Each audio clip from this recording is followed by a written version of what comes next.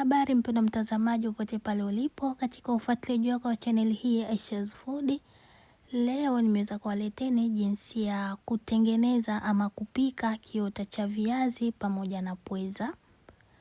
Kwanza utaweka pweza katika sufuria kama hivyo. Mimi nimepata mikia, lakini ukipata wale pweza wazima pia inakuwa ni sawa.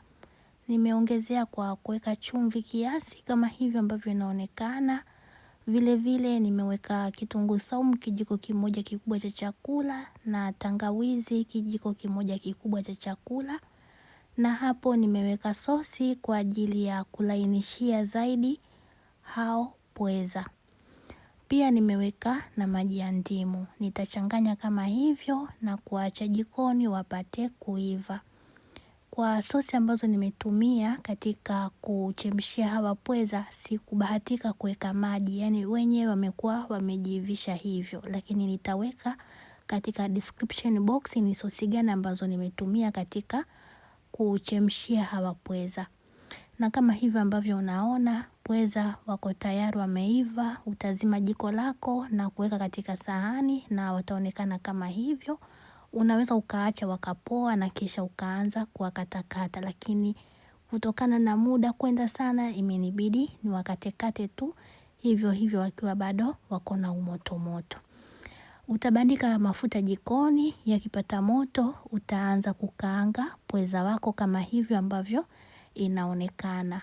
Na pia kwa makini isipelekee kuungua na mafuta, kwa sababu wana kawaida ya kurukaruka kama hivyo unaona, na jinsi ambavyo wanaruka na mafuta na yenyewe pia yanakuwa yanaruka, kwa hiyo unakuwa unakaa pembeni ili wapate kuivia tu peke yake hivyo bila kukuunguza. Ukishaona wako tayari usiwache mpaka wakaungua, watoe weke sehemu wapate kujichuja mafuta.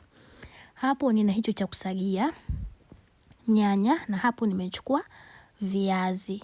Nitavigrate kama hivyo, nimetumia viazi vitano, viazi mbatata. Ukishamaliza hapo, chukua bakuli ambalo lina maji, weka viazi ndani yake kama hivyo. Kisha utaanza kuviosha. Vile ambavyo tayari umeshavigrate, utaviosha mara 2 ama mara 1. Baada ya hapo basi utavichuja kama hivyo ambavyo inaonekana, na ukishamaliza kuvichuja viweke katika bakuli la kiasi. Baada ya hapo vichambue kwanza vikae tayari, halafu ongezea kuweka chumvi, mayai 2 pamoja na unga wa ngano robo kikombe. Nimetumia measuring cups katika kupimia unga. Nitachanganya kama hivyo na kisha nimeweka pilipili manga kiasi kidogo sana, robo kijiko kidogo cha chai. Nitaendelea kuchanganya. Nimewasha oven moto 160 ili liweze kupata joto. Nimechukua hiyo tini ya kubekia cupcake, nimeipakaza mafuta kama hivyo ambavyo inaonekana.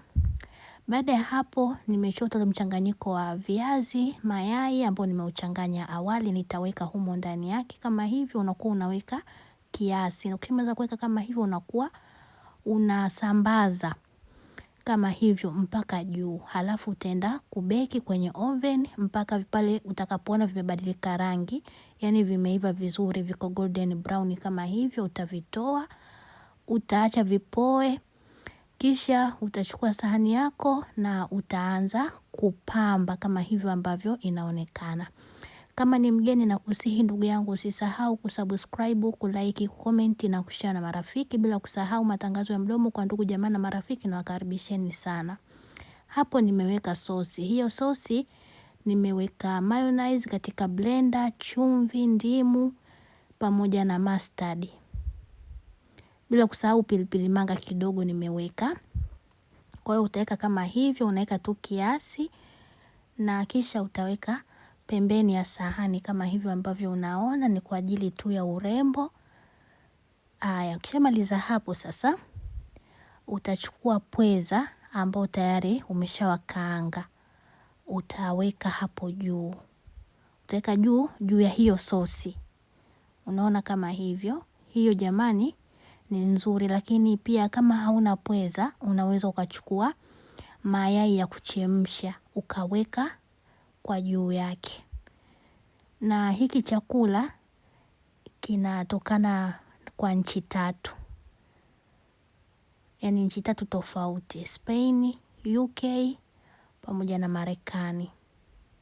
Ukishamaliza kuweka pweza kama hivyo, nilichemsha mayai 5 ambayo nimeyakatakata katikati yakiwa yanaonekana na kiini.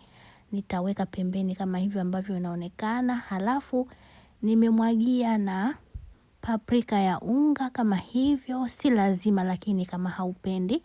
Na pia niliongezea na kuweka pilipili manga kidogo. Vile vile niliweka majani ya korianda kama hivyo kwa urembo zaidi kwenye sahani ya kiota cha viazi pamoja na pweza, na nikaongezea na spring onion kama hivyo kwa ajili ya urembo zaidi.